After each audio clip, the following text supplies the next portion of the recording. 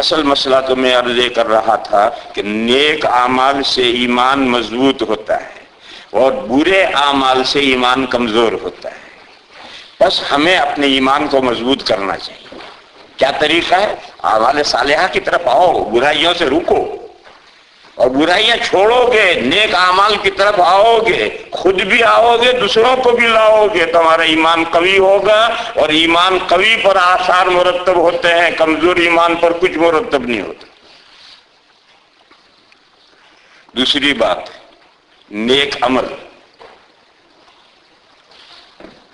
اس کے بارے میں بھی لوگوں میں ایک غلط فہمی.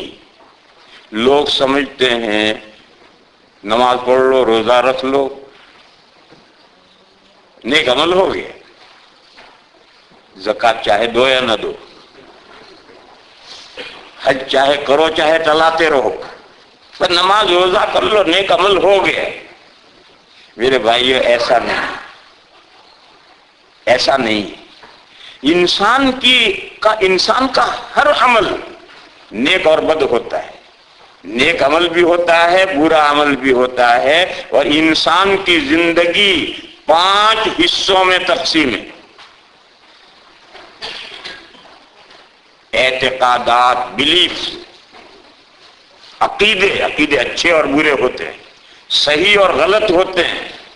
تمام بلیف اور عقیدے دنیا میں جتنے انسانوں میں پائے جاتے ہیں سب صحیح نہیں ہیں، رانگ بھی ہے، رائٹ بھی ہے. تو جو صحیح عقیدے ہیں وہی نیک عمل ہے. عبادات، ورشپ کسے کہتے ہیں؟ عبادت کسے کہتے ہیں؟ وہ کام جس سے بندہ اللہ کے سامنے اپنی بندگی کا اظہار کرے کہ خدایا میں تیرا ہوں، تیرے حکموں کا پالن کر رہا ہوں. اپنی بندگی ظاہر کرنے والے جتنے کام ہیں وہ ورشپ ہے، بندگی. نماز میں کیا ہوتا ہے؟ یہی تو ہوتا ہے.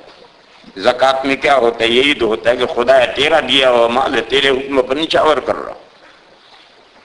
یہ جن غریبوں کو دے رہا ہوں میرا ان کا کوئی رشتہ نہیں، مجھے ان سے تھینک یو بھی نہیں چاہیے، میں تو آپ کو خوش کرنے کے لیے ان کو دے رہا ہوں، آپ کا دیا ہوا مال ہے ان کو دے رہا ہوں. روزے میں کیا ہوتا ہے؟ یہی بندگی کہ خدایا تیری دی ہوئی نعمت ہے، تیرا حکم آیا مت کھاؤ، نہیں کھاتا، نہ کھاتا ہوں، نہ پیتا ہوں، نہ وائف سے کوئی تعلق رکھتا ہوں. حالانکہ یہ تو نے کھانا بھی مجھے دیا ہے، پینا بھی مجھے دیا، وائف بھی تو نے مجھے دی ہے، مگر تیرا حکم پہنچا، اسٹاپ ہو. حج میں کیا ہوتا ہے؟ بلاوا ہے، آؤ میرے گھر، تو ہم لبیک لبیک لبیک کہتے کہتے دوڑے پہنچ گئے. بہرحال عبادت کا مفہوم لوگ نہیں سمجھتے. ورشپ بولتے تو لفظ ہیں لیکن اس کی ڈیفینیشن نہیں جانتے. اس کو میں نے سمجھا ہے، ہر وہ کام جس میں اظہار عبدیت ہو، اپنی بندگی کا اظہار ہو خدا کے سامنے، ایسا ہر کام عبادت ہے. اور ایسی عبادتوں کے شریعت نے ہمیں بتلایا کہ یہ عبادت کرو، وہ کرو، وہ کرو، وہ کرو. بہرحال انسان کی زندگی کا دوسرا ڈپارٹمنٹ یہ ہے، اس میں بھی اچھا برا ہوتا ہے،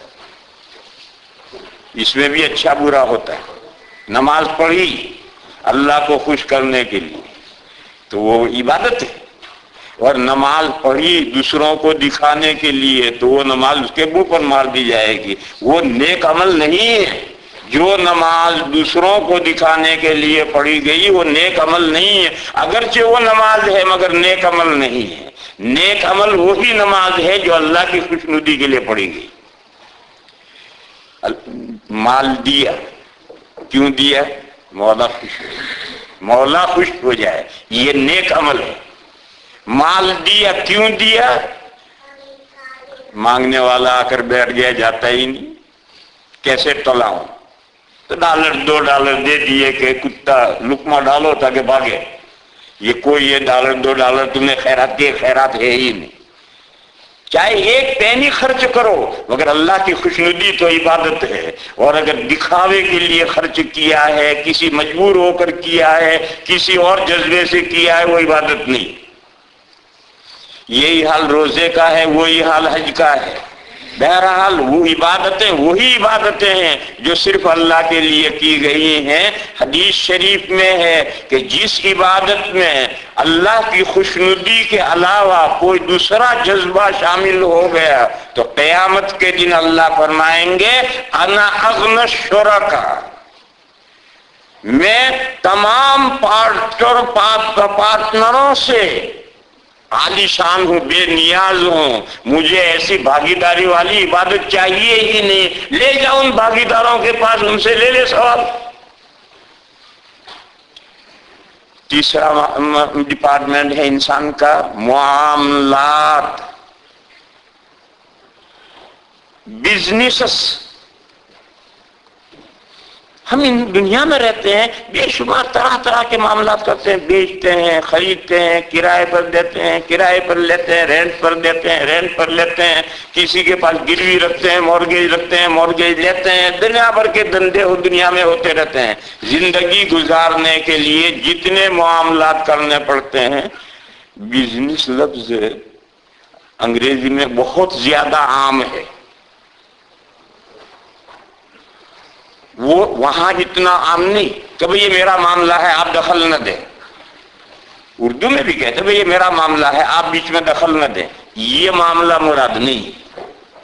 بزنس کا لفظ انگریزی میں جتنا عام ہے اور اردو میں معاملہ لفظ عام ہے، اتنا عام نہیں، بلکہ ہم زندگی گزارنے کے لیے جو کچھ کاروبار کرتے ہیں وہ معاملہ، ڈیڈ، یہ بھی جائز ناجائز ہے، اچھے اور برے ہیں۔ آپ غریبوں کو دیں، آپ کرائے پر لیں، آپ بیچیں، خریدیں۔ دوسری طرف آپ چوری کریں، کوئی سود لے، یہ بھی معاملہ ہے۔ چوری کرنا بھی ایک معاملہ ہے، سود لینا بھی ایک معاملہ ہے، یہ برے معاملات ہیں، یہ اچھے معاملات ہیں۔ تو نیک عمل میں یہ حصہ بھی آتا ہے۔ مسلمان اس کو تو گویا ایسا نظر انداز کی کر دیا ہے کہ اللہ کے کچھ مخصوص بندے ہیں وہ تو اسے سمجھتے ہیں، ورنہ عام لوگ کہتے ہیں بھئی یہ تو معاملات ہے، دنیا تو جیسے چلتی ہے ایسے چلاؤ، دنیا جیسے چلتی ہے ایسے چلاؤ۔ تو پھر آپ میں مسلم میں اور ایک نن مسلم میں کیا فرق رہ گیا؟ مسلم کے معنی ہے اللہ کے احکام کے سامنے سر ڈالنے والا، سرنڈر ہونے والا۔ آپ اللہ کے احکام کے سامنے سرنڈر ہیں، ایک نن مسلم ہے، آپ میں اور اس میں کیا فرق ہو گیا؟ وہ بھی یہی کرتا ہے کہ دنیا جیسے چل رہی ہے چلا رہا ہے، اور آپ بھی کہتے ہیں جیسے دنیا چل رہی چلاؤ، تو آپ میں اور اس میں کیا فرق رہ گیا؟ اس لیے تصور غلط ہے میرے بھائیوں۔ معاملات میں، کاروبار میں، بزنسز میں بھی جائز ناجائز ہیں۔ اگر آپ جائز معاملات کرتے ہیں تو نیک عمل ہے، اور ناجائز کام کرتے ہیں تو یہ بد عمل ہے۔ چوتھا ڈپارٹمنٹ ہے اخلاق، مورل۔ اخلاق میں بھی اخلاق حسنہ اور اخلاق سیئہ ہیں، اچھے اخلاق ہیں اور برے اخلاق ہیں۔ یہ جو اچھے اخلاق ہیں یہ اعمال صالحہ ہیں، اور یہ جو برے اخلاق ہیں یہ اعمال طالحہ ہیں، برے اعمال۔ مگر مسلمان اس معاملے میں تو اتنا پیچھے چلا گیا ہے کہ دوسری دنیا کی دوسری قومیں بعض معاملات میں ہم سے ایک قدم اخلاق میں آگے نکل گئی، ہم اتنا پیچھے چلے گئے۔ مسلمان یہ سمجھتا ہے کہ اخلاق تو گویا دین کا کوئی شعبہ ہی نہیں۔ حالانکہ حدیث شریف میں حضور نے فرمایا ہے بُعِثْتُ لِأُتَمِّمَ مَكَارِمَ الْأَخْلَاقِ، مجھے مبعوث اس لیے کیا گیا ہے کہ میں سارے اچھے اخلاق اپنی امت کو سکھلا دوں۔ میں امت کو اچھے اخلاق سکھلانے ہی کے لیے بھیجا گیا ہوں۔ پیغمبر تو یہ فرما رہے ہیں، اور آج مسلمانوں کی صورتحال کیا ہو گئی ہے مورل میں، اس کو مجھ سے زیادہ بہتر آپ سمجھ سکتے ہیں۔ یہاں تو سمجھنے کی بات ہے کہ یہ انسان کی زندگی کا ایک چوتھا ڈپارٹمنٹ ہے، اخلاق، مورل۔ اسلامی اخلاق ہیں وہی نیک اعمال ہیں، اور اسلامی اخلاق کے برخلاف ہیں وہ برے اعمال ہیں۔ اور پانچواں ڈپارٹمنٹ ہے معاشرت، رہن سہن. انسان بھینس کی طرح سے نہیں ہے کہ ہر بھینس کھوٹے بندھی ہوئی ہے اور ہر بھینس کی دنیا الگ ہے. انسان ایسا نہیں. انسان مدنی تباہ ہے. انسان سوشل لائف جیتا ہے، اور سوشل لائف جینے کے لیے اکیلا نہیں ہوگا، اس کے ساتھ ماں باپ کے ساتھ اولاد ہوگی، شوہر کے ساتھ بیوی ہوگی، بھائیوں کے ساتھ بہنیں ہوں گی، دوسرے ریلیٹیو ہوں گے، آدمی کے ساتھ نیبر ہوگا. نیبر ایک محلے میں نیبر ہے، اور ایک آپ ٹرین میں بیٹھے ہیں، آپ کا جو نیکسٹ بیٹھا ہوا وہ بھی صاحب و بالجنب، وہ بھی نیبر ہے. آپ بس میں بیٹھے ہیں تو آپ کا جو نیکسٹ ہے وہ بھی صاحب و بالجنب ہے، وہ بھی نیبر ہے. اور نیکسٹ نہیں، اس کے بعد کا سیٹ پر جتنے ہیں وہ بھی سب نیبر ہیں. ان سب کے ساتھ انسان کو ڈیل کرنی، معاملات کرنے، اور ان تمام میں شریعت نے احکام دیے کہ دیکھو رہن سہن اس طرح سے رہے. اولاد ماں باپ کے ساتھ کیسے، ماں باپ اولاد کے ساتھ کیسے، میاں بیوی کے ساتھ کیسے برتے، بیوی شوہر کے ساتھ کیسے برتے، رشتے داروں کے ساتھ، غریبوں کے ساتھ، مسافروں کے ساتھ، پڑوسیوں کے ساتھ. پڑوسی چاہے کوئی ہو، مسلم ہو نن مسلم ہو، پڑوسی ہے، نیبر ہے، اس کے حقوق. حدیث شریف میں فرمایا حضور نے کہ برابر جبرائیل مجھے نیبر کے بارے میں تاکید کرتے رہے کہ نیبر کے ساتھ اچھا معاملہ کرو، نیبر کے ساتھ اچھا معاملہ کرو. حضور نے فرمایا مجھے یہ اندیشہ ہوا کہ کہیں نیبر کے وارث ہونے کا حکم نازل نہ ہو جائے، کہ جیسے ہمارے بیٹے اور بھائی بہن وارث ہیں، نیبر بھی وارث ہے چاہے وہ کوئی ہو. مجھے یہ اندیشہ ہوا کہ یہاں تک کے احکام نہ آ جائیں. بہرحال یہ معاشرت ہے.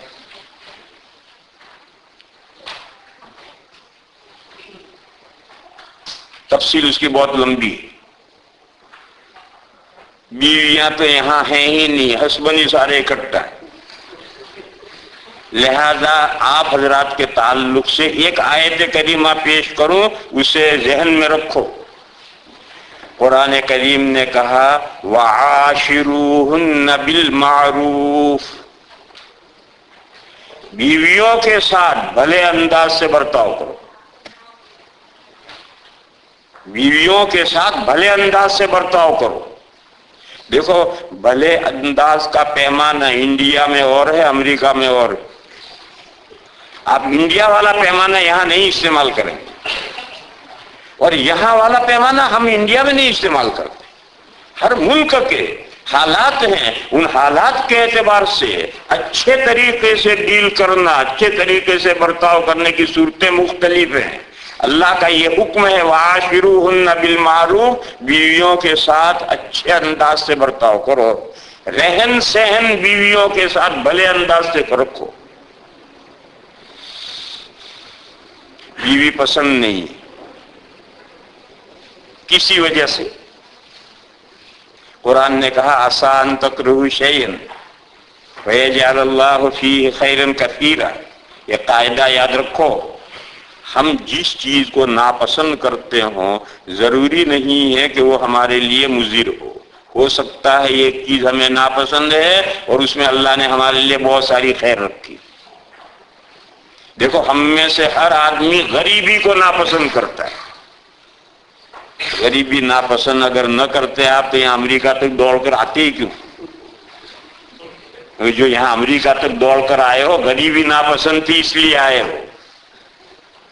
مگر یہ غریبی جس کو آدمی ناپسند کرتا ہے بعض مرتبہ یہی غریبی انسان کے لیے دنیا و آخرت میں بہتر ثابت ہوتی. تو یہ ضابطہ قرآن نے بتلا دیا. بس اگر کسی وجہ سے بیوی ناپسند ہے تو بھی اس کے ساتھ اچھا رہن سہن کرنا ہے، تو بھی اس کے ساتھ رہن سہن اچھا کرنا ہے. ہو سکتا ہے یہ بیوی جو ہمیں ناپسند ہو اسی کے اندر اللہ نے ہمارے لیے بہت بھلائی رکھ رکھی ہے.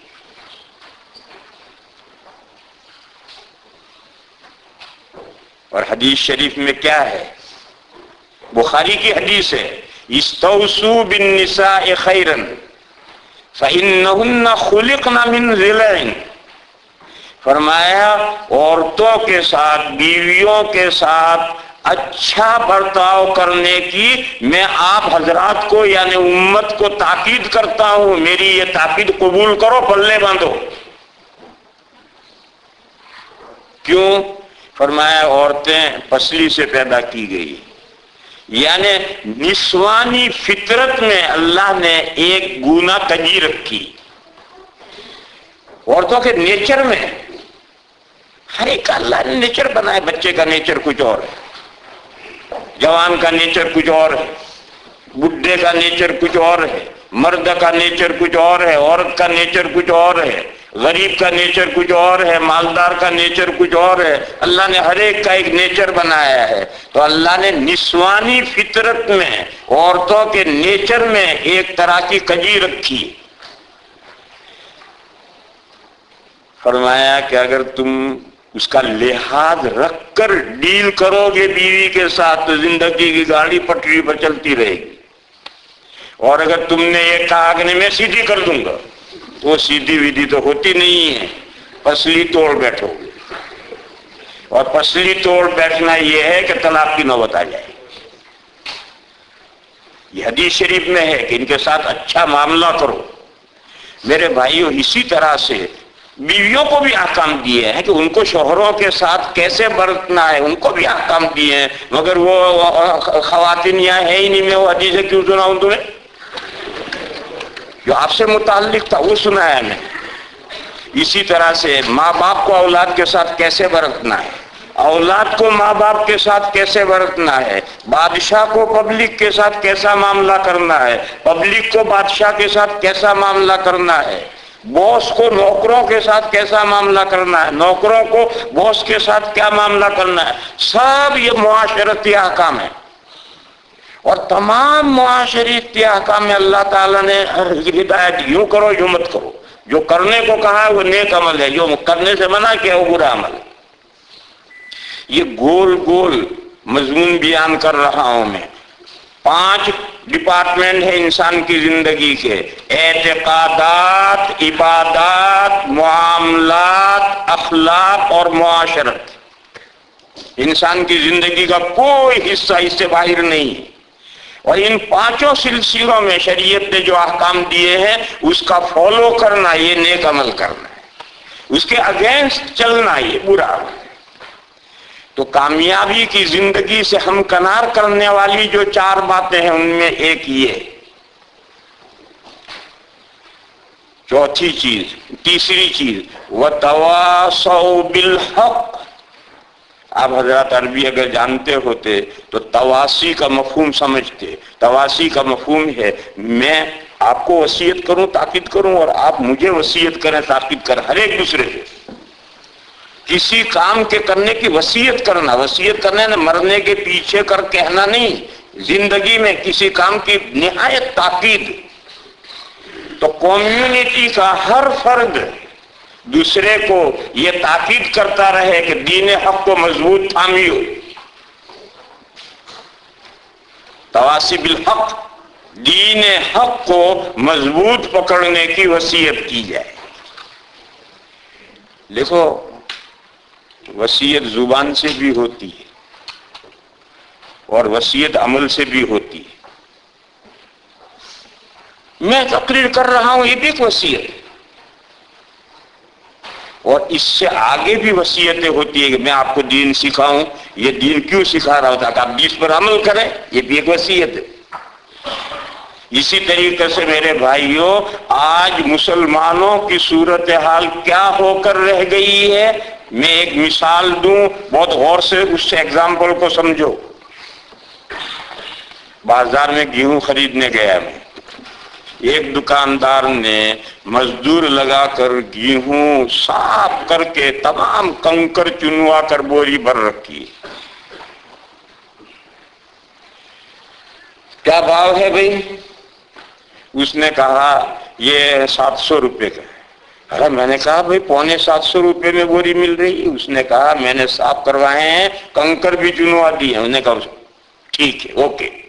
میں نے سوچا کہ بوری لے جاؤں گا, گھر صفائی کرواؤں گا, 50 روپے نوکروں کو دوں گا, اس نے صفائی کروا رہا, اگر 25 روپے زائد ہیں میں خرید لاؤں, بڑے شوق سے لے آؤں گا, اب بھی میں سمجھوں گا میرا 25 روپے کا فائدہ ہو.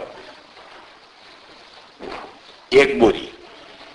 دوسری بوری ہے, اس میں 100 کلو میں 1 کلو کوڑا کرکٹ اور کنکر ہے, اور یہ تو ہر بوری میں ہوتی ہی. کیسی بھی صاف ستھری بوری ہو, گھر جا کے صاف کرو گے تو 100 کلو میں سے 1 کلو تو کوڑا کرکٹ اور کنکر نکلیں گے. کیا بھاؤ ہے؟ اس نے کہا 700 روپے. میں لے آیا. یہ 700 روپے جو میں نے دیے وہ 99 کلو جو گیہوں ہے اس کے ہی پیسے دیے, یا اس میں 1 کلو جو کوڑا اور کرکٹ ہے اس کے بھی پیسے میں نے دیے؟ اس کے بھی دیے. وہ 1 کلو کوڑا کرکٹ کے بھی میں نے پیسے دیے, اور وہی پیسے دیے جو گیہوں کے دیے, وہی 1 کلو کے بھی وہی پیسے دیے. اور لوگ لے جاتے ہیں, خریدار مل جاتا ہے, ہر خریدار ایسی بوری اٹھاتا ہے. تیسری بوری 100 کلو میں 10 کلو کوڑا ہے, تو گاہک بار بار اندر ہاتھ گھسائے گا, یوں کہ ارے اس میں تو بہت کوڑا ہے, ارے اس میں تو بہت کوڑا ہے, ارے اس میں تو بہت کوڑا. ارے اس نے کہا لے جانے میں 500 روپے دوں گا. اس نے کہا اچھا 700 کی بوری 500 میں مل رہی ہے تو صفائی کروا دوں گا نوکر لگا کر, پھر بھی فائدے میں ہوں, لے جائے گا. چوتھی بوری, اس میں 100 کلو میں 20 کلو گیہوں ہے, 80 کلو کوڑا ہے.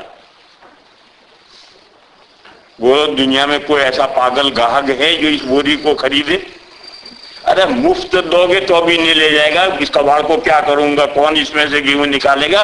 حالانکہ اس میں 20 کلو گیہوں ہیں, مگر وہ 80 کلو کوڑے کے ساتھ رلے ملے ہیں. اس کو کوئی گاہک نہیں اٹھائے گا. اگر عقل سے پیدل ہو گیا ہے تو لے جائے گا. میرے بھائیوں, اب مثال کو منطبق کرو. صحابہ کرام وہ بوری تھے جس میں کوئی ایک کنکر بھی نہیں تھا. صحابہ کرام مسلمانوں کا اسلام کی وہ بوری تھے جس کے ساتھ جس میں ایک کنکر بھی نہیں تھا. رضی اللہ عنہم ورضوا عنہ. تو خریدار نے پوری قیمت دے کر وہ بوری خرید لی. خریدار اللہ تعالی. ان اللہ اشتری من المؤمنین انفسهم واموالهم. اللہ خریدتے ہیں مومنین سے, ان کے اموال بھی خریدتے ہیں, ان کی جانیں بھی خریدتے ہیں. صحابہ کی بوری اللہ نے پوری قیمت دے کر خوشی خوشی خرید لی. پھر آگے جب زمانہ چلا تو بوری میں کنکر بھی ملنے لگے, مگر وہ 100 کلو میں 1 کلو کنکر تھے. تو وہ بوری بھی گاہک خریدتا رہا. اللہ تعالیٰ وہ بوری بھی خریدتے رہے, اور اللہ کی نصرتیں اور مددیں آتی رہی. پھر آگے چلے تو 10 کلو 90 کلو گیہوں ہے, 10 کلو کوڑا ہو گیا امت میں. اب کیسے خریداری سے خریدے؟ لیکن بہرحال کسی طرح سے وہ بھی کام چلا, وہ بھی گاہک نے سستا ہوا تو لے لیا. لیکن آج جو بوری ہے اس میں 80 کلو کوڑا ہے, 20 کلو گیہوں ہے. اس وقت جو امت ہے, اس امت میں 80 کلو کوڑا ہے, 20 کلو ہی گیہوں ہے. کون سا خریدار ہے جو اسے خرید لے گا؟ ہمارے بھائی جو راستے میں جو ڈرائیور تھے اور جو مجھے تقریر پلا رہے تھے, وہ تقریر یہ پلا رہے تھے کہ مسلمان بہت پریشان ہیں, اللہ کی مدد کیوں نہیں آ رہی, اور مسلمان یہ کہتے ہیں کہ ہم مسلمان ہیں, اللہ ہماری خبر کیوں نہیں لیتے. جاہلوں کی ایک بار لطیفہ سناؤ. ویسے لطیفہ بکواس. ہمارے یہاں دیوبند میں, ہندوستان میں فسادات ہوتے رہتے ہیں, دیوبند میں بھی ایک مرتبہ ہندو مسلم فساد ہوا. اور ظاہر ہے کہ ایسے موقع پر پولیس ہندو کے ساتھ ہوتی ہے تو مسلمان کو دبایا ہی جاتا ہے. تو چوراہے پر 2 بڈھے کھڑے کھڑے باتیں کر رہے ہیں. ایک بڈھے نے دوسرے بڈھے سے پوچھا, ارے چودھری اللہ میاں ہماری کیوں خبر نہیں لیتا؟ وہاں بڑے آدمی کو چودھری کہتے ہیں کہ بھائی چودھری اللہ میاں ہماری خبر کیوں نہیں لیتا, ہم پیٹے جا رہے ہیں, مار کھا رہے ہیں, اللہ میاں ہماری خبر کیوں نہیں لیتے؟ تو دوسرے نے کہا اجی اللہ ایک ہی تو ہے, وہ ان ہندوؤں کے لارے لگ گیا. یہ لارے اردو کا لفظ ہے مقامی, لائن. اس نے کہا خود اللہ ایک ہی تو ہے, وہ ان ہندوؤں کے لارے لگ گیا. اب ہماری مدد کون کرے؟ دوسرا خدا تو ہے ہی نہیں. دوسرا خدا ہوتا تو ہماری مدد کرتا, مگر خدا تو ایک ہی ہے اور وہ ہندوؤں کے لارے لگ گئے, ان کی لائن میں کھڑا ہو گیا. لا حول ولا قوت الا باللہ. یہ تو بکواس ہے, مگر اس بکواس میں بھی سبق ہے. اس بکواس میں بھی سبق ہے. وہ سبق یہ ہے کہ کبھی لڑکا شرارت کرتا ہے تو نوکر سے کہتے ہیں بجا اس کو. حالانکہ لڑکا لڑکا ہے, نوکر نوکر ہے, مگر نوکر سے باپ کہتا بجا اس نالائق کو. تو کوئی بیٹا مبغوض ہو گیا؟ نہیں, بیٹا بیٹا ہے, نوکر نوکر ہے, مگر یہ شرارت کرے گا تو نوکر سے اس کو بجوائیں گے, پٹوائیں گے. تو اللہ تعالیٰ کبھی ہمارے دشمنوں سے ہمیں پٹواتے ہیں تاکہ ہم سیدھے ہو جائیں, مگر بیٹے بہرحال بیٹے رہتے ہیں, وہ دشمن نہیں ہو جاتے. لیکن ان کو سیدھا کرنے کے لیے کبھی اللہ دشمنوں سے بھی پٹواتے ہیں. ساؤتھ افریقہ کے امیر جماعت تھے بھائی پاڑیا رحمت اللہ علیہ, میرے بہت پرانے دوست تھے, انتقال ہو گیا.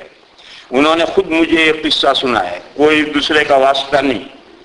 وہ کہتے تھے کہ ہم جماعت لے کر فلسطین میں قریہ خلیل میں گئے.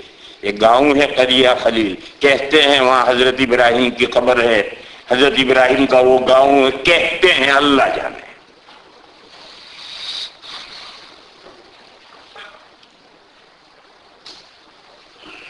تو مسجد میں پہنچے تو مسجد معلوم نہیں کتنے دنوں سے کھلی نہیں تھی, سب گرد غبار اٹھا پٹا.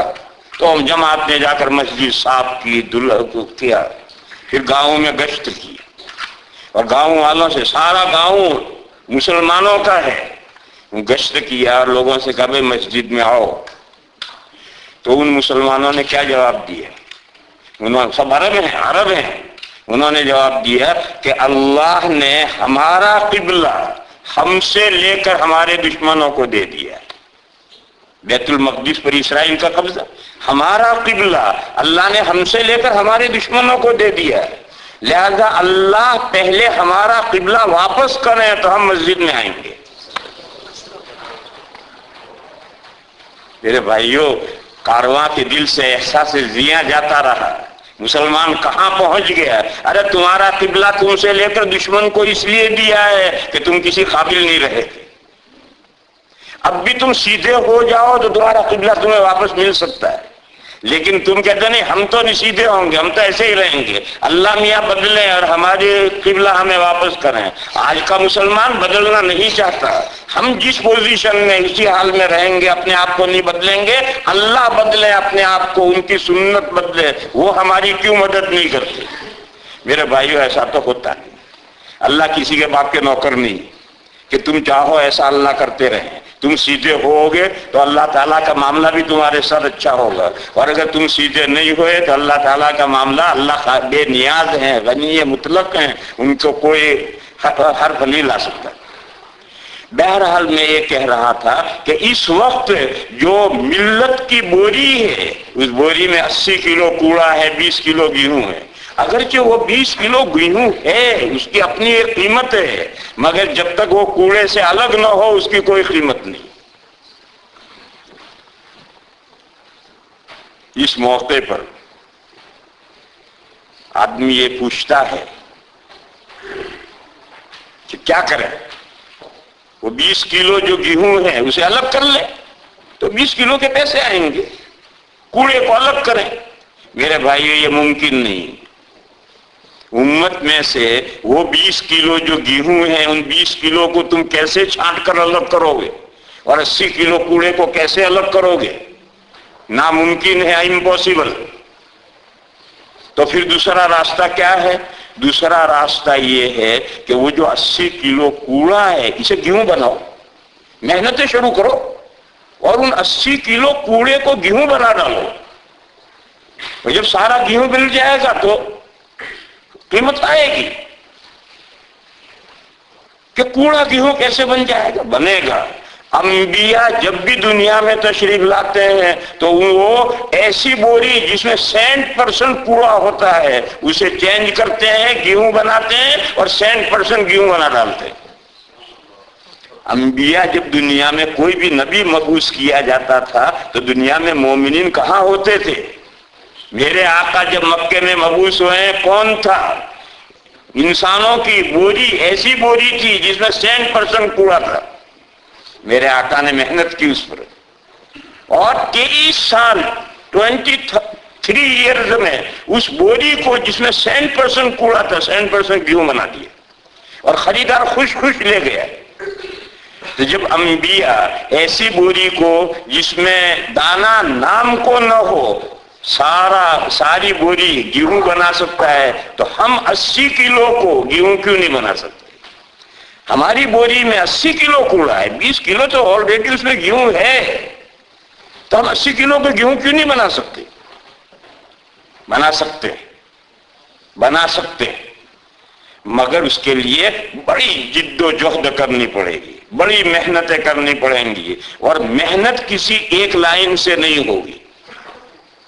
دیکھو آج کل یہ بھی ایک غلط فہمی پائی جا رہی ہے، لوگ ایسا سمجھتے ہیں کہ کوڑے کو گیہوں بنانے کا راستہ صرف تبلیغ ہے۔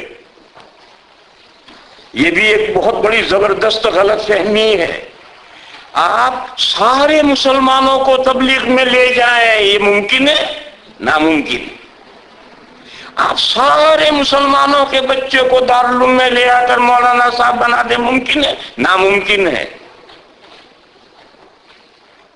یہ تو مختلف تدبیریں اختیار کرنی ہوں گی، اور مختلف تدبیروں سے 80 کلو گیہوں بنے گا، 80 کلو کوڑا گیہوں بنے گا۔ ایک طریقہ کوئی نہیں ہے، ایک طریقے پر اگر قیامت تک بھی محنت کرتے رہو گے وہ 80 کلو کوڑا گیہوں نہیں بنے گا۔ میں ایک مثال دوں، اس مثال کو میرے بھائیوں سمجھو۔ ایک ہیرا ہے ہندوستان کا، اس کا نام ہے کوہ نور، وہ 750 گرام کا ہیرا ہے، اور اس کی قیمت جتنی پورے ہندوستان کی قیمت ہے اتنی قیمت اس ہیرے کی، اور وہ ہیرا اس وقت لندن میں ہے۔ میں ایک مرتبہ دیکھنے کے لیے گیا اسے، تو معلوم ہوا ہیرا نہیں دکھاتے، جہاں ہیرا رکھا ہے وہاں سے اس کا فوکس ڈالتے ہیں وہاں، پھر اس فوکس کا فوکس وہاں ڈالتے ہیں اور وہ دکھاتے ہیں کہ دیکھو یہ کوہ نور ہے۔ تو میں نے کہا چوری اور سینہ زوری، ہمارے یہاں سے تو لائے ہیں اور ہمیں فوکس سے دکھا رہے، مجھے نہیں دیکھنا، میں نے نہیں دیکھا، میں تو چلا ہے چپ چاپ کہ چوری اور سینہ زوری ہمارے یہاں سے لائے ہیں اور ہمیں دیکھاتے بھی نہیں، کہتے فوکس تو دیکھو۔ بہرحال ایک ہیرا ہے کوہ نور، اس کا یہ ویلیو ہے کہ جتنی ہندوستان کی قیمت ہے اتنی اسے ایک ہیرے 750 گرام کی اتنی قیمت ہے۔ یہ کوہ نور ہاتھ سے گر گیا اور اس کے 7 ٹکڑے ہو گئے، کوئی چھوٹا کوئی بڑا۔ بتاؤ یہ جو ٹکڑے ہیں 7، انہوں نے اپنی سابقہ حیثیت باقی یا کھو دی؟ کھو دی۔ جو کوہ نور 1 پیس کی جو پرائز تھی وہ ان ٹکڑوں کی نہیں رہی، لیکن کیا یہ ٹکڑے بے قیمت ہو گئے؟ نہیں، ہر ٹکڑے کی اپنی جگہ پر ایک قیمت ہے۔ بس مثال سنو، اگر ان 7 ٹکڑوں میں سے کوئی ٹکڑا یہ کہے کہ میں ہی کوہ نور ہوں تو رانگ، اور اگر ہر ٹکڑا کہے کہ میں بھی کوہ نور ہوں، رائٹ۔ بس ہی اور بھی کا فرق ہے۔ آج دین کے تعلق سے کام کرنے والی بے شمار طریقے ہیں، اگر دین کا کام کرنے والا کوئی بھی یہ کہتا ہے کہ میں ہی دین کا کام کر رہا ہوں، رانگ۔ اور اگر دین کا کام کرنے والا ہر ایک یہ کہتا ہے کہ میں بھی دین کا کام کر رہا ہوں، دس از رائٹ۔ لہذا میرے بھائیوں یہ مختلف راہوں سے کام چلے گا اور اس سے وہ 80 کلو گیہوں بنے، پورا گیہوں بنے گا. کسی ایک لائن کی محنت سے وہ 80 کلو گیہوں نہیں بن سکتا. لیکن بہرحال راستہ یہی ہے، جب تک ہم 80 کلو کو کوڑے کو گیہوں نہیں بنائیں گے، اللہ کی مدد، خریدار بوری نہیں اٹھائے گا، خریدار بوری اسی دن اٹھائے گا. لہذا ہمیں ڈیپینڈ کرتا ہے کہ ہم کیا محنتیں کرتے ہیں، ہماری محنتوں پر اللہ کی مدد موقوف ہے. تو میں یہ کہہ رہا تھا کہ تیسرا کام ہے وَتَوَاصَوْا بِالْحَقِّ، دین کو مضبوط پکڑنے کی تاکید کرنا. صرف زبانی تاکید سے کام نہیں چلتا، صرف زبانی تاکید سے کام نہیں چلتا ہے. ہر لائن اختیار کرنی پڑے گی، مدرسوں کی لائن بھی اختیار کرنی پڑے گی، مسجدوں کی لائن بھی اختیار کرنی پڑے گی، تبلیغ کی لائن بھی اختیار کرنی پڑے گی، دعوت کی لائن بھی اختیار کرنی پڑے گی، تعلیم و تعلم کی لائن بھی اختیار کرنی پڑے گی، تزکیے کی لائن بھی اختیار، اور معلوم نہیں کیا کیا اللہ کے دین کے لیے جد و جہد کی کیا کیا لائنیں ہیں، مجاہدے کے کیا کیا طریقے ہیں، سب لائنیں اختیار کرنی ہوں گی. تو انشاءاللہ ایک وقت آئے گا کہ یہ کوڑا چینج ہوگا، گیہوں میں چینج ہوگا. اس وقت ہم امید باندھ کر بیٹھے ہیں کہ گاہک خریدار آتا ہے یا نہیں آتا. تو ہمیں حق پہنچتا ہے کہ ہم گاہک کا انتظار کریں، اس سے پہلے ہمیں کوئی حق نہیں پہنچتا گاہک کا انتظار کرنے. اور چوتھی چیز ہے وَتَوَاصَوْا بِالصَّبْرِ، کمیونٹی کا ہر فرد دوسرے فرد کو یہ تاکید کرتا رہے، سمجھاتا رہے کہ دیکھو دین حق کو تھامنے کی وجہ سے حالات آتے ہیں، کبھی کبھی دین حق پر جمنے کی وجہ سے حالات آتے ہیں.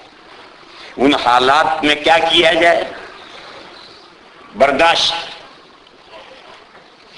سہنا، صبر و ہمت سے کام لینا. جو حالات آئیں گے میرے بھائیوں وہ سر پر سے گزر جائیں گے. اور اگر آپ بے صبرے ہو گئے، ہم حالات سے ڈر گئے تو اپنا ہی نقصان کریں گے. حالات تو دنیا میں آتے ہیں، نبیوں پر نہیں آئے، نبیوں پر بھی حالات آئے. نبیوں کے صحابہ پر نہیں آئے، نبیوں کے صحابہ پر بھی حالات آئے. قرآن کریم میں ہے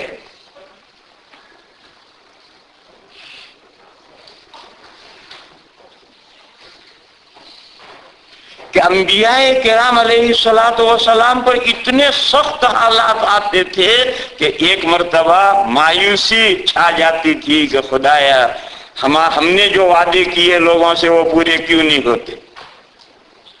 تب اللہ کے یہاں سے پیغام آتا ہے کہ ہماری مدد آیا چاہتی ہے، گھبراؤ مت، ہمت رکھو.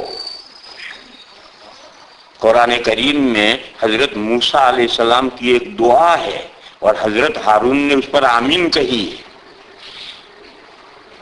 ربنا اطمس علی اموالہم واشدد علی قلوبہم فلا یؤمنوا حتی یروا العذاب العلیم. اے اللہ ان فرعونیوں کے دلوں پر مہر کر دے، جب تک کہ اللہ کا سخت عذاب نہ دیکھیں وہاں تک ایمان نہ لائیں. اللہ کے یہاں سے جواب آیا قال قد اجیبت دعوتکما، تم دونوں کی دعا قبول. فاستقیما، مضبوط رہو. ولا تتبعان سبیل الذین لا یؤمنون، غیر مومنین کی روش پر پگڈنڈی پر مت چلو. جواب آ گیا. مفسرین نے لکھا ہے کہ اس جواب آنے کے بعد 40 سال کے بعد فرعون ڈوبا ہے. فرعون جو سمندر میں ڈوبا ہے، یہ دعا ہوئی، جواب آیا، تمہاری دعا قبول کر لی گئی ہے. اس کے بعد 40 سال کے بعد فرعون ڈوبا ہے. 40 سال تک ان بنی اسرائیل کے لڑکے مارے جاتے رہے، ذبح کیے جاتے رہے، لڑکیاں زندہ چھوڑی جاتی رہی. ان سب حالات سے چلتے رہے تو وقت آیا تو اللہ تعالیٰ نے اس دشمن کو غرقاب کیا. اس لیے اللہ کے یہاں کتنا وقت لگتا ہے کسی کو کچھ پتہ نہیں ہے. کبھی چٹکی بجاتے حالات بدل جاتے ہیں اور کبھی اللہ کی مصلحت ہوتی ہے، لمبا وقت لگتا ہے. لیکن مومن کو کبھی ہراساں نہیں ہونا، کبھی گھبرانا نہیں ہے. اسے ہمیشہ باہمت رہنا ہے اور اپنی محنتیں جاری رکھنی ہے. اپنے اندر جو کوڑا ہے اس کو کارآمد بنانے کے لیے محنتیں جاری رکھنی ہے اور اللہ تعالیٰ سے پر امید رہنا ہے کہ وہ ایک نہ ایک دن حالات ضرور بدلیں. یہ چوتھی بات ہے وتواصوا بالصبر. فرمایا جس کمیونٹی میں یہ چار باتیں ہوں، ایمان، نیک کام، دین حق پر مضبوط، دین حق کو مضبوط پکڑے رہنے کی تاکید، اور دین حق کو پر جمنے کی وجہ سے جو حالات آئے ان سے مردانہ وار مقابلہ کرنا، برداشت کرنا، سہنا، صبر و ہمت سے کام لینا، اس کی کمیونٹی کو ایک دوسرے کو وصیت کرنا، یہ چار باتیں جس کمیونٹی میں ہیں وہ کمیونٹی ایکسیپشن ہے.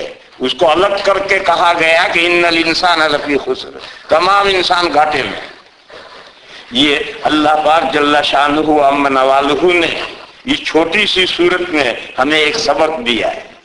اور ان حالات میں، جن حالات سے ساری دنیا گزر رہی ہے، کوئی کسی ملک کی خصوصیت نہیں ہے، ساری دنیا جس حالات سے گزر رہی ہے، کم و بیش حالات ہیں، ان حالات میں ہمارے لیے اس صورت میں بڑا سبق ہے. میرے بھائی، ان باتوں کو یاد رکھنے کی، دوسروں تک پہنچانے کی اللہ تعالی ہم سب کو توفیق عطا فرمائے. وآخر دعوانا ان الحمدللہ. بولو بھی کوئی پروگرام ہے دعا اور ہے پروگرام یا دعا کرنی اور کچھ کہنا نہیں؟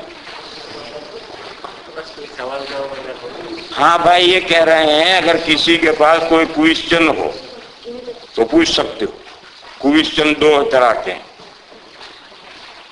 ایک کوئسچن جو میں نے موضوع سورت پاک سمجھائی، اس کی تشریح بھی، اس ٹاپک جس ٹاپک پر میں نے گفتگو کی، اس میں کوئی اشکال سوال کوئسچن ہو، یہ تو مجھے امید ہے کسی کے پاس کوئی نہیں. پیچھے ایک مسجد میں گئے تھے، محمدی، کون سی مسجد ہے یہاں؟ محمدی میں گئے تھے. میں نے پہلے سے کہا تھا، نماز تقریر کے بعد کہا بھائی کسی کو کوئی سوال کرنا ہو تو ایک صاحب کہنے لگے کوئی سوال چھوڑا ہی نہیں، کیا کریں. لیکن ہاں، یہ ہماری اپنی ضروریات دین کے تعلق سے، ملکی نہیں، پولیٹیکل نہیں. میں ملکی آدمی نہیں ہوں، پولیٹیکل آدمی بھی نہیں. دین کا کوئی مسئلہ کسی کو کوئی پوچھنا ہو تو وہ بے تکلف پوچھ سکتا ہے، زبانی بھی پوچھ سکتا ہے، لکھ کر پرچہ بڑھانا چاہے تو بھی بڑھا سکتا ہے. اور یہ جو موضوع میں نے بیان کیا، اس میں کوئی اشکال ہے، یہ کوئسچن بھی کر سکتے ہو. فرمائیے. اگر بھائی کے کار ہو جائے، بھائی کے گھر سے جس طرح اپنا پتا ہے کہ 40واں جیسے کہ سامنے نہیں ہے، 40واں 10واں ایسا کوئی چیز نہیں ہے، لیکن کسی اپنے عزیز کے ہاتھ سے آتا ہے کہ آج 40واں ہے، آپ کو بڑھایا جاتا ہے، تو جیسے آپ کو وہاں جانا چاہیے، پارٹی پڑھنا چاہیے، یا آپ کو کرنا چاہیے؟ دیکھیے، میں پوری طرح سمجھا نہیں، کوئی اور سمجھا ہو اچھی طرح سمجھاؤ. یہ حضرت کہہ رہے کہ کسی کے گھر سے اگر بلاؤ، کسی کوئی انتقال کر گئے، اس کے گھر سے بلاؤ آیا، دعوت آئی کہ بھائی ہمارے گھر پہ آؤ، اور 40واں ہو گیا، تیجا، کنڈا، برسی جو بھی ہے اس موضوع پر بلایا. ہاں سمجھیے گا. کچھ بدعات ہیں، کچھ بدعات ہیں، کچھ رسوم ہیں. بدعت اور رسم میں کیا فرق ہے؟ رسم وہ ہے جو گردن میں توق بن گئی، پیروں میں بیڑی بن گئی، اور اس کو کرنا ہی ہے. ثواب کا کام سمجھ کر نہیں کرتے لوگ، وہ کوئی ثواب کا کام سمجھ کر نہیں کی جاتی، دنیا کا معاملہ کرنا ہے. جیسے شادی کی رسمیں، شادی میں سب رسمیں ہوتی ہیں، وہ کوئی عبادت سمجھ کر نہیں کی جاتی، مگر خواہی نہ خواہی کرنا ہے. اور دوسری ہے بدعت. بدعت ہر وہ کام ہے جس کا شریعت میں کوئی اصل نہیں پائی جاتی، اس کا کوئی جڑ موڑ اسلام میں، قرآن و حدیث کی تعلیمات میں نہیں ہے. لوگوں نے نئی چیزیں دین میں داخل کی ہیں، شروع کی ہیں، اور ان کو عبادت سمجھ کر کیا جاتا ہے، ثواب کا سمجھ کر. یہ بدعت ہے. اور شریعت کا حکم ہے بدعات کو بھی چھوڑو، رسوم کو بھی چھوڑو، کوئی رسم بھی نہیں کرنی، کوئی بدعت بھی نہیں کرنی. موت پر، غمی پر بدعتیں ہوتی ہیں، اور خوشی میں جیسے نکاح میں رسمیں ہوتی ہیں. تو خوشی غمی کی رسمیں اور بدعتیں، خوشی میں ہمیشہ رسمیں ہوں گی اور غمی میں بدعتیں ہوں گی. یہ رسمیں بھی چھوڑنا ہے، یہ بدعتیں بھی چھوڑنی. مگر معاشرے میں ہے.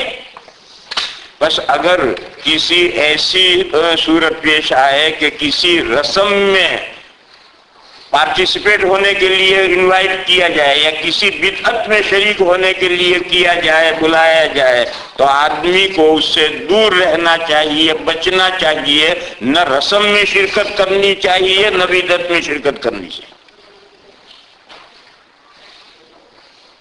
قرآن کریم میں ہے فَلَا تَقْعُدْ بَعْدَ الذِّكْرَى مَعَ الْقَوْمِ الظَّالِمِينَ. جب آپ کو صحیح دین پہنچ گیا، آپ نے جائز ناجائز کو سمجھ لیا، سنت اور بدعت کو سمجھ لیا، رسم اور احکام شرع کو آپ نے پہچان لیا، تو اب ظالموں کے ساتھ مت بیٹھو. جو رسوم میں مبتلا ہیں، جو بدعت میں مبتلا ہیں، ان کے ساتھ ہم آہنگی مت کرو، بچو. کوشش کرو دور رہنے کی، بچنے کی کوشش کرو. جی نیکسٹ اس نے آپ بتائیں. فرمائیے سر. آپ بتائیں.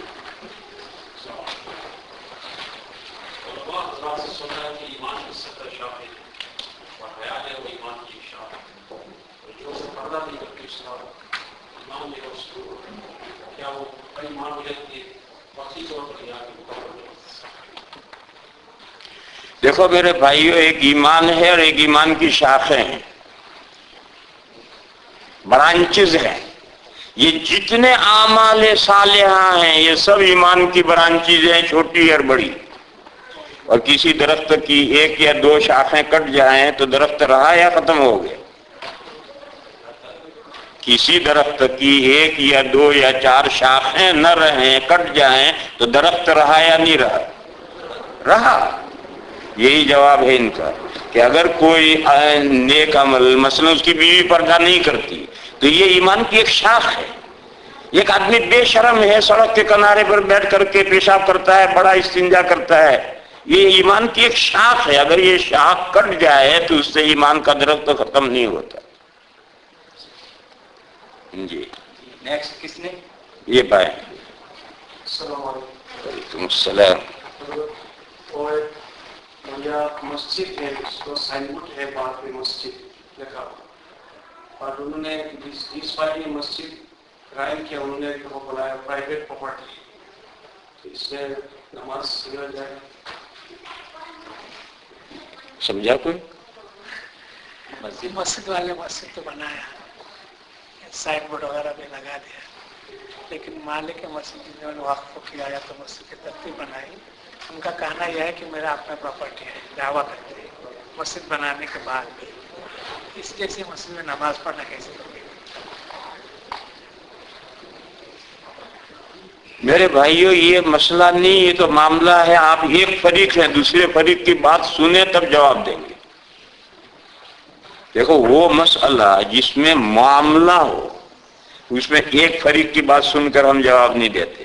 آپ کا نیکسٹ فریق کون ہے وہ بھی سامنے آئے، وہ اپنی بات کہے، آپ اپنی بات کہیں، تو دونوں کی بات سن کر جواب دیا جائے گا. یہ سادہ مسئلہ نہیں، اسے سمجھو اچھی طرح سے. ایک نماز روزے کے مسئلے پوچھتا ہے، یہ پوچھو جواب لو. لیکن ایک مسئلہ جھگڑ معاملہ ہے، مسئلے کے ساتھ معاملہ الجھ گیا، تو آپ ایک فریق کی بات سن کر جواب کبھی بھی نہیں دیں گے جب تک دوسرے کی بات نہ سن. جی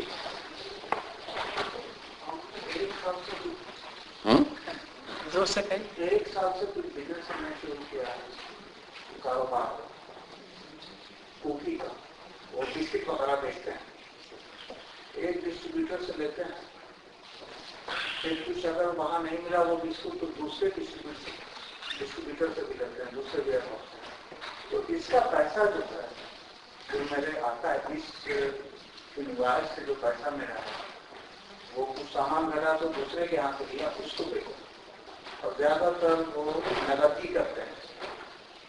تو کیونکہ پیسہ وہ پہلے ویئر ہاؤس کا سے سامان لیا ہم نے ادھار پر، پھر اس کا پورا پیسہ یا اس کا بھائی یہ تو پورے لمبے لیکچر دے گئے تم نے، ہم تو کچھ سمجھے ہی نہیں اس میں سے کیا کہہ رہے ہیں. ایک کا پیسہ ہم انویسٹ کرتے ہیں دوسرے جگہ. ایک آدمی کا پیسہ، ایک سے ہم نے ادھار سامان لیا اور اس کا پیسہ ہم نے دوسرے جگہ انویسٹ کیا. میرے خیال سے آپ کا سوال ہم نہیں سمجھ پائیں گے، چھوڑ دیجیے آپ اس کے بعد میں بیٹھ کے بات کریں. علیحدگی میں سمجھو تو بات مختصر کرنے پر قادر نہیں ہو، سمجھانا پڑے گا. میں ابھی نہیں سمجھ پا رہا آپ کی بات. بیٹھ کے بات کریں. بات لاسٹ ایئر جب رمضان میں آپ آئے تھے تو ایک آپ نے بیان میں ایک بات کہی تھی جس میں تشنگی ہے کہ اس کی ہمیں تصدیق نہیں ہو سکی کہ آپ نے بیان فرمایا تھا کہ آپ کا ایمان اس وقت تک مکمل نہیں ہوگا جب تک آپ کسی غیر مسلم کے سامنے شہادت نہ دے سکیں. غلط بیان کر رہے، میں نے یہ کہا ہی نہیں. یا سمجھنے میں غلطی آپ کے سمجھنے میں غلطی، یعنی کہ آپ کلمہ شہادت کسی غیر مسلم کے یہ آپ بات صحیح سمجھے نہیں. میں نے یہ سمجھایا تھا. تھوڑی سی روشنی ڈالیں. ہاں میں ڈالتا ہوں، نہیں تھوڑی سی نہیں، بہت بڑی ٹارچ لایا ہوں کہ دیکھو کتنی روشنی ڈالتا ہوں. میں نے یہ کہا تھا کہ حدیث جبرائیل میں جب حضرت جبرائیل نے پوچھا تھا مل اسلام، اسلام کے کام کیا ہیں، تو حضور نے فرمایا تھا اسلام کے اعمال 5 ہیں: توحید باری اور رسالت محمدی کی گواہی دینا، نماز قائم کرنا، روزہ رکھنا، زکوٰۃ دینا، حج کرنا. میں نے کہا تھا کہ اعمال اسلام میں سب سے اہم ان لوگوں کے سامنے جو اللہ کی یکتائی کے قائل نہیں ہیں یا اللہ کی یکتائی تو مانتے ہیں، حضرت محمد مصطفیٰ صلی اللہ تعالی علیہ وسلم کی رسالت کو نہیں مانتے. جیسے ہندو اللہ کی یکتائی نہیں مانتے، جیسے عیسائی اور یہودی وحدانیت اللہ کی یکتائی مانتے ہیں لیکن محمد رسول اللہ نہیں مانتے. تو ہر مسلمان کا یہ فریضہ ہے کہ وہ اس کے جہاں تک اس کے لیے پاسبل اور ممکن ہو ایسے نن مسلموں تک یہ 2 پیغام پہنچانا، یہ اسلامی اعمال میں سے ویری امپورٹنٹ عمل ہے. یہ کہا تھا. اگر اس میں کوئی نہیں پہنچا پائے تو اس کی بات کا کیا ہوگا؟ یہ میں نے نہیں کہا تھا، یہ آپ اپنی طرف سے گڑھ رہے ہیں. کوئی اگر نماز نہ پڑھے تو اس کے ایمان کا کیا ہوگا، زکوٰۃ نہ دے تو اس کے ایمان کا کیا ہوگا، اس کا وہاں بھی ایمان قائم رہے. جب اعمال اسلام ہیں تو اعمال اسلام 5 ہیں، ان میں سب سے اہم یہ ہے. نمبر 2 نماز ہے. نمبر یہ ہے اگر کوئی اعمال اسلام نہ کرے تو ایمان ختم نہیں ہوتا، ایمان اپنی جگہ پر رہتا ہے، وہ اعمال میں کوتاہی کر رہا ہے. جی کہیے. السلام علیکم. حضرت کے ٹائم وہ پہلے کھڑے ہوئے ہیں.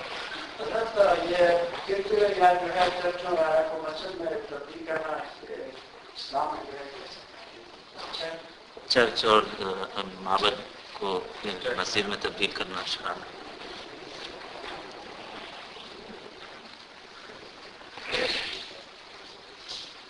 دیکھو اللہ کی ساری زمین مسجد ہے.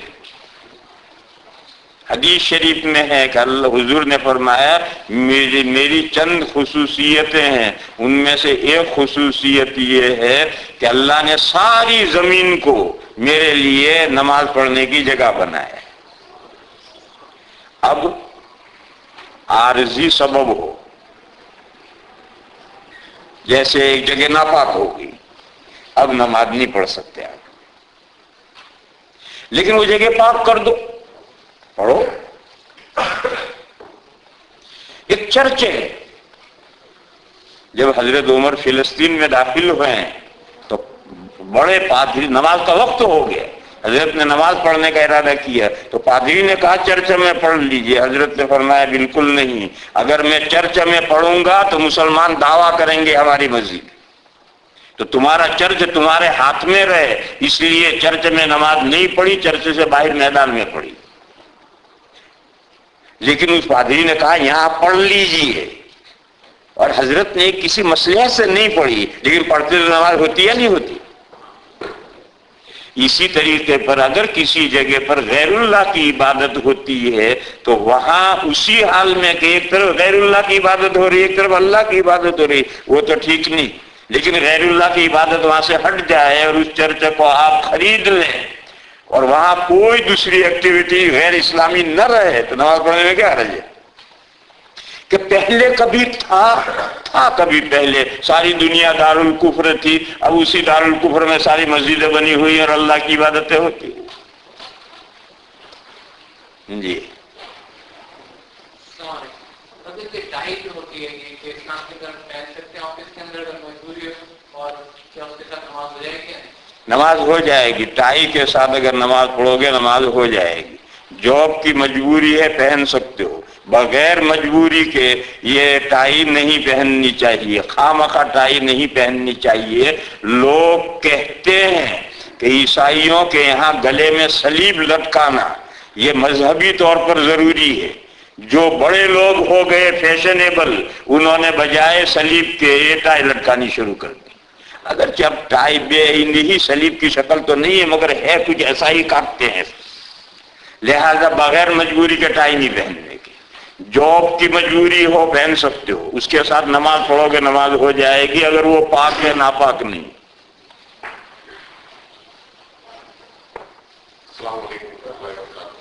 دیکھو یہیں بیٹھے ہو سلام نہیں کرنے کا، کہیں باہر سے آئے تو سلام کرو. ایک مسئلہ یہ سمجھ لو، ہم ساتھ میں بیٹھے ہیں، اب یہ کھڑا ہوتا السلام علیکم، اب کیا کر سلام علیکم، تو یہیں بیٹھا ہے. یہ بغیر پوچھے میں نے ایک مسئلہ بتایا. ہاں آج گھر میں مسئلہ خواتین ہوتا ہے عید کی پارٹی کے دن ایک محترمہ نے کہا جو شادی ہوتا ہے کسی مسئلہ کی ہوتی ہے، انہوں نے کہا کہ عورتوں کی نماز جو ہوتی ہے وہ سمیٹ کے جو پڑھتے ہیں لگتا ہے جیسے کتا نماز پڑھتا ہے. اس کا جواب کیا دینا چاہیے؟ میری سن کے کافی افسوس ہوا، پھر میں نے اپنے بھائی کو کہا میں بتا دیتا ہوں. میں نہیں سمجھا کیا کہتے. وہ کہہ رہے تھے ہم جیسے مردوں کے اور عورتوں کی نماز میں ذرا فرق کرتے ہیں.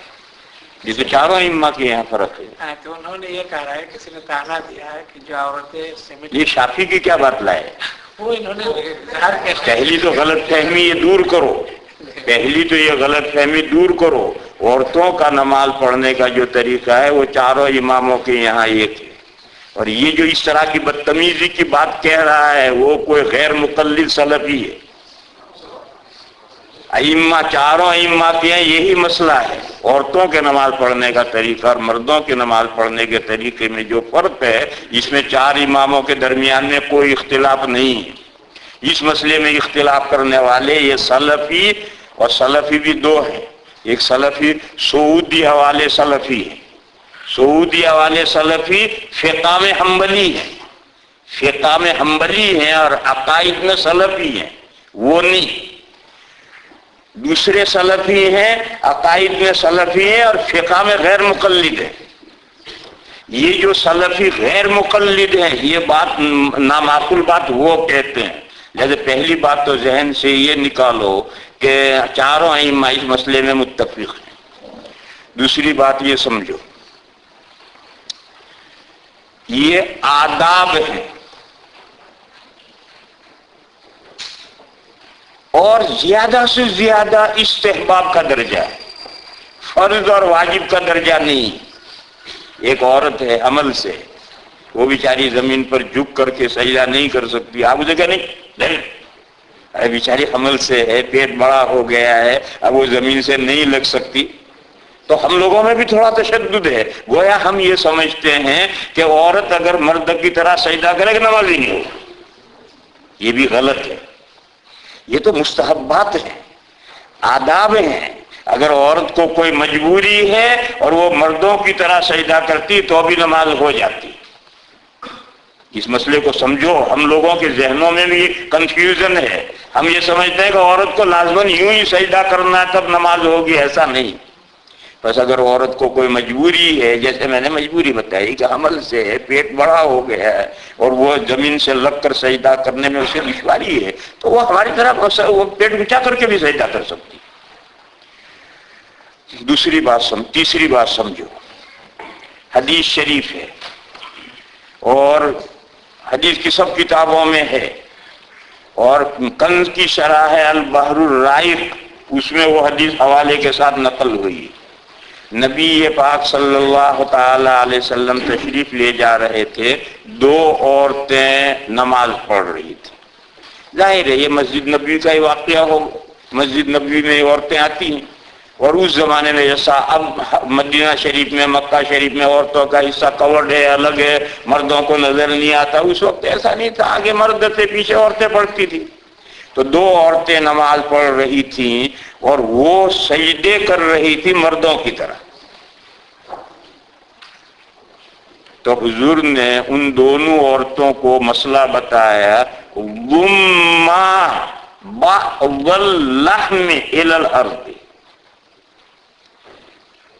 بلیغ جملہ ہے، کتنا شاندار جملہ ہے.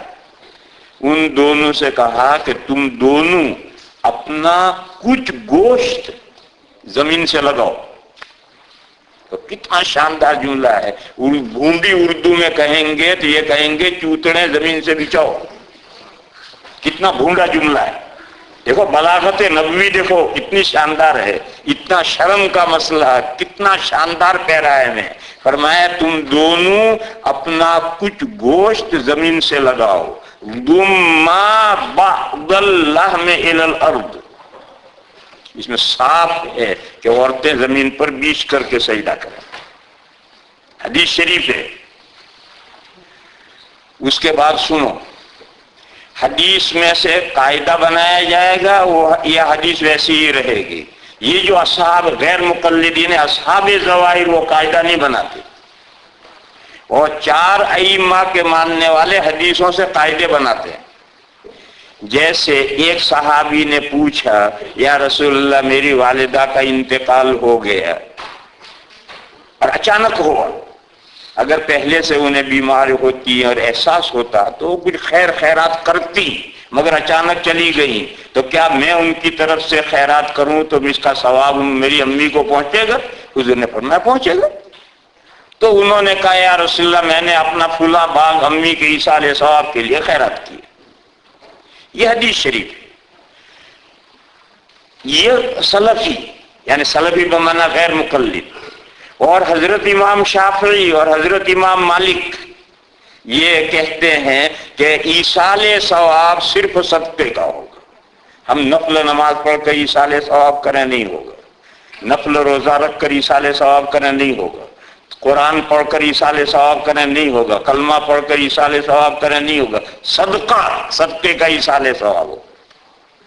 لیکن امام ابو حنیفہ نے، امام احمد نے، اور بعد میں تمام شوافی نے اور تمام مالکیہ نے، امام مالک اور امام شافعی کا یہ قول تھا مگر مالکیہ اور شوافی کے یہ فتویٰ نہیں اس پر. چاروں ائمہ کے ماننے والے متفق ہوئے اور انہوں نے قاعدہ بنایا کہ ہر وہ نیک عمل جس پر اللہ ثواب عنایت فرماتے ہیں، وہ عمل کرنے کے بعد اللہ کی طرف سے جو ثواب ملے اسے ہم رکھ لینا چاہیں ہم رکھ لیں، کسی کو گفٹ کر دینا چاہیں گفٹ کر دیں، زندے کو دے دیں ایصال ثواب کر دیں، زندے کو بھی ایصال ثواب کر سکتے ہیں، مرے ہوئے کو ایصال ثواب کرنا چاہے مرے ہوئے کو بھی کر سکتے ہیں. قاعدہ بنایا. کہاں سے قاعدہ؟ اس حدیث جو صدقے کی حدیث ہے وہاں سے قاعدہ بنایا. یہ جو وہ قاعدہ نہیں بناتے. آج بھی شور مچائیں گے یہ سلفی کہ عبادتوں کا، نمازوں کا، قرآن پڑھتے ہو، کلمہ پڑھتے ہو، اس کا ایصال ثواب نہیں ہوتا، صرف صدقے کا ایصال ثواب ہوتا ہے. اس کی بنیاد یہ ہے، یہ حدیث ہے صدقے کی. اس میں سے قاعدہ کلیہ بنائے یا نہ بنائے، وہ اصحاب ظواہر ہیں، وہ قاعدہ نہیں بناتے اور وہ کہیں بھی نہیں بناتے. حدیث میں ہے 6 چیزیں: نمک، کھجور، گیہوں، جو، سونا اور چاندی. حضور نے فرمایا ان 6 چیزوں میں کمی بیشی سے سود ہے، ادھار ہے، سود ہے. وہ کہتے ہیں سود صرف ان 6 چیزوں میں، اس کے علاوہ دنیا کی جتنی چیزیں کوئی سود نہیں. وہ قاعدہ نہیں بناتے. لیکن دوسرے تمام ائمہ نے قاعدہ بنایا ہے. وہ سود 6 میں ہی نہیں ہے، یہ 6 فار ایگزامپل ہے. اسی طریقے سے ائمہ نے اس حدیث سے قاعدہ بنایا کہ حدیث صدقے کے لیے خاص نہیں ہے. ہر عبادت جس کے کرنے کے بعد ثواب ملے اس کو ہم رکھ لیں، کسی کو دے دیں. لہذا ہر نیک عمل کا ایصال ثواب درست ہے. اسی طریقے سے چاروں فقہا نے یہ جو حدیث ہے کہ تم دونوں اپنا کچھ گوشت زمین سے لگاؤ، اس سے قاعدہ کلیہ بنایا کہ ہر وہ ہیئت جس میں عورت کے لیے زیادہ پردہ ہو وہ عورت کے لیے اولا ہے. رفع دین یہاں تک کرو اور رفع دین یہاں تک کرو، اس میں عورت کے لیے زیادہ پردہ ہے. سینہ نکلے گا نہیں تو عورت کے لیے سینے تک ہاتھ اٹھانا مستحب ہے.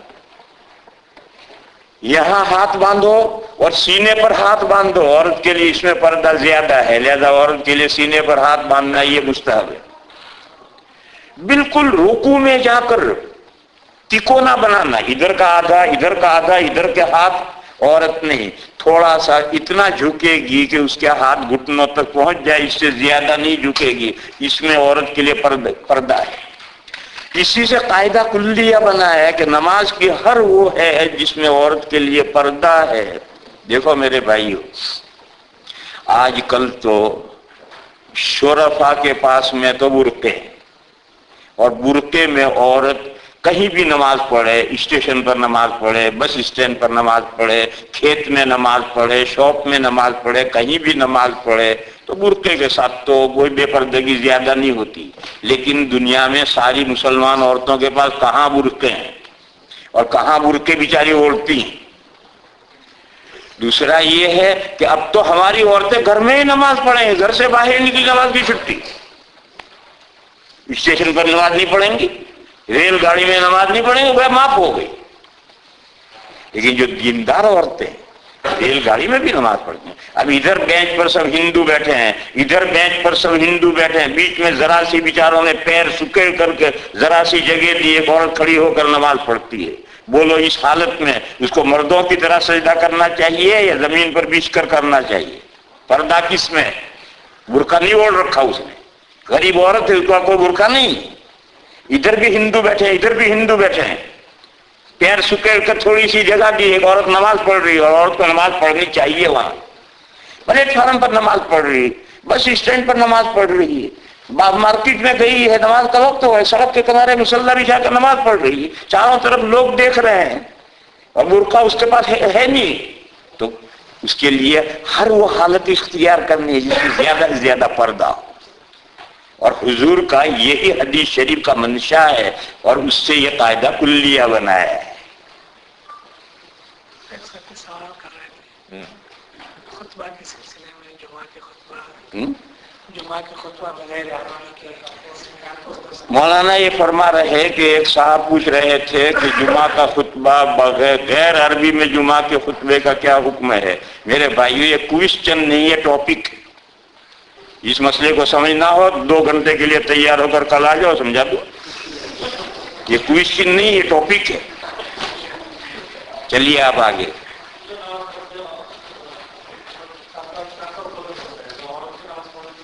سنو بھائی کیا کہہ رہے ہیں، سمجھو۔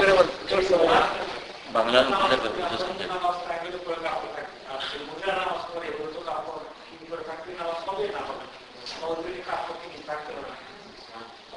জামা টাকনোর নিচে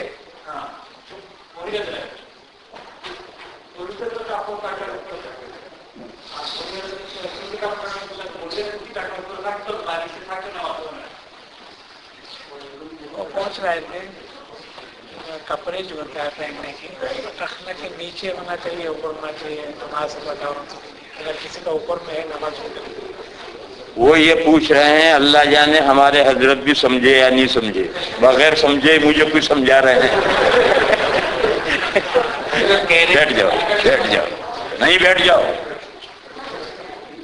وہ یہ مسئلہ پوچھ رہے ہیں کہ ٹخنے سے نیچے کپڑا ہو اور اس حال میں نماز پڑھی جائے تو نماز ہوگی یا نہیں ہوگی؟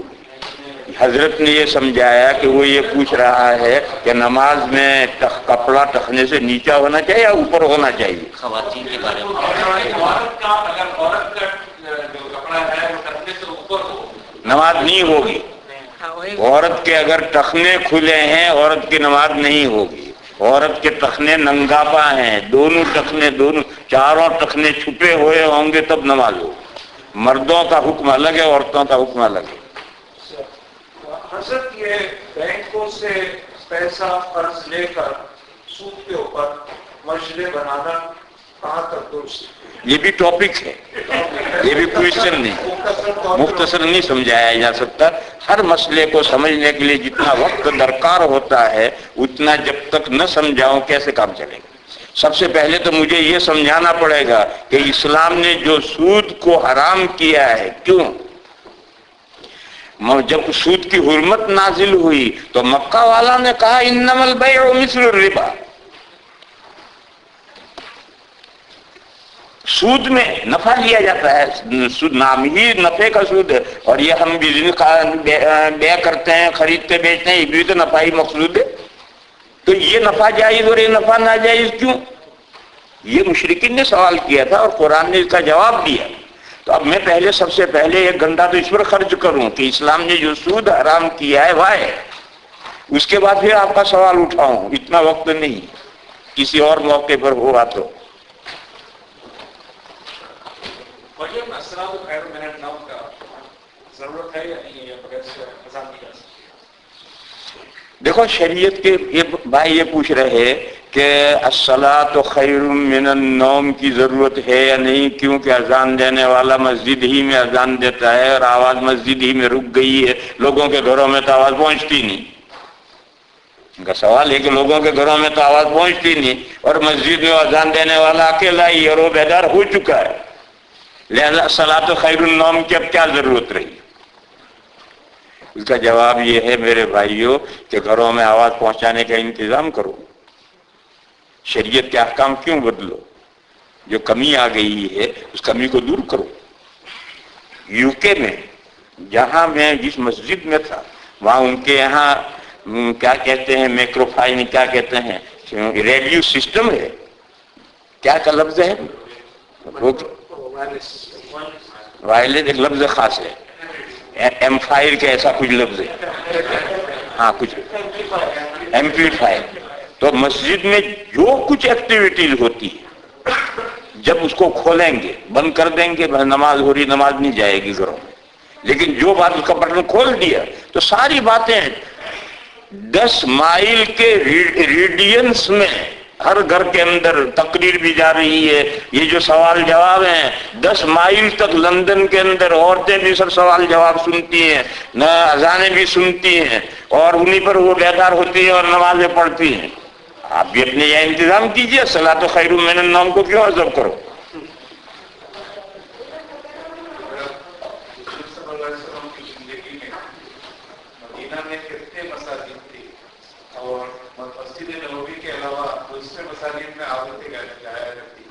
مسجد حضور کے زمانے میں مدینہ شریف میں مسجد نبوی کے علاوہ 9 مسجدیں تھیں اور ان 9 مسجدوں کے نام آئے ہیں امام ابو داؤد علیہ الرحمہ کی. ایک تو سنن ہے جو پڑھائی جاتی ہے اور ایک سنن کے آخر میں مراسل ابو داؤد ہے، اس میں مرسل روایت ہیں، ان میں ان 9 مسجدوں کے نام آئے ہیں. ایک بات. دوسری بات یہ ہے کہ میں نے بہت تلاش کیا مگر مجھے کوئی ایسی روایت نہیں ملی کہ مسجد نبوی کے علاوہ جو 9 مسجدیں تھیں ان میں بھی عورتیں نمازیں پڑھنے جاتی تھی. ایسی کوئی صراحت مجھے نہیں ملی. ایسی تو روایت ملی کہ ایک عورت نے اپنے گھیر میں، گھر اور گھیر سمجھتے ہو، گھر تو ہاؤس، اور ہمارے یہاں ہندوستان میں ایک پورا احاطہ ہوتا ہے، اس میں مختلف چھوٹے بڑے گھر ہوتے ہیں، پورا خاندان رہتا ہے، پورا گھیر کہلاتا ہے گھیر. تو گھیر میں ایک خاتون نے اپنی نماز پڑھنے کی جگہ مقرر کی اور اس نے ایک آدمی اپنے غلام کو امام بنایا اور وہ وہاں اذان بھی دیتا تھا اور وہ خاتون اپنے گھیر میں پڑھتی تھی. ایسی روایت ہے. باقی جو 9 مسجدیں تھیں ان مسجدوں میں عورتیں نماز پڑھنے جاتی تھیں، ایسی مجھے کوئی روایت نہیں ملی. صرف مسجد نبوی میں جاتی تھی اور مسجد نبوی میں 3 مقاصد کو لے کر جاتی تھی، جن میں سے ایک مقصد اب ختم ہوا، 2 مقصد اب بھی وہی باقی. ایک جگہ کی برکت، مسجد نبوی کی جگہ کی برکت ہے. ایک حضور کی زیارت. یہ دونوں وجہ اب بھی باقی ہیں کیونکہ حضور کی قبر وہی ہے اور سلام پڑھنے کے لیے عورتوں کو جانا ہی ہے اور جگہ کی برکت بھی وہی ہے. اور تیسرا دین سیکھنا، یہ مقصد تھا عورتوں کا، وہ مقصد ختم ہو گیا کیونکہ اب بچی ہیں بچپن سے دین سیکھ لیتی ہیں. اب مسجدوں میں کوئی دین سکھلانے کا کوئی نظام نہیں ہے. تو 3 مقاصد لے کر عورتیں مسجد نبوی میں جاتی تھیں اور ان میں سے 2 مقصد آج بھی باقی ہیں. اور ہم بھی جب حج میں جاتے ہیں تو عورتوں سے کہتے ہیں چلو حرم شریف. اور باقی جو 9 مسجدیں تھیں ان 9 مسجدوں میں ان 3 سبب میں سے کوئی بھی سبب نہیں تھا. نہ ان جگہ کی کوئی برکت تھی، न वहाँ हुजूर तशरीफ फरमाते, न वहाँ कोई दिन सिखाया जा रहा, वहाँ सिर्फ नमाज पढ़ी जाती। और किसी रिवायत में मैंने नहीं पढ़ा कि उन मस्जिदों में भी औरतें जाती थी, ऐसी कोई रिवायत नहीं पढ़ी मैंने। ऐसे मक्का शरीफ में 3 मकसद हैं औरतों का हरम शरीफ में। एक तो हर औरत को तवाफ करने जाना ही है, जैसे मस्जिद नबी में सलाम पढ़ने के लिए जाना ही है, नमाज भी पढ़ती हो, वहां हर तवाफ करने के लिए जाना ही है, तो जाती हो।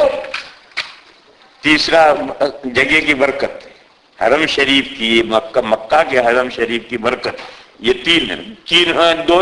2 वजह हैं। और वो 2 वजह आज भी उसी तरह से बाकी हैं।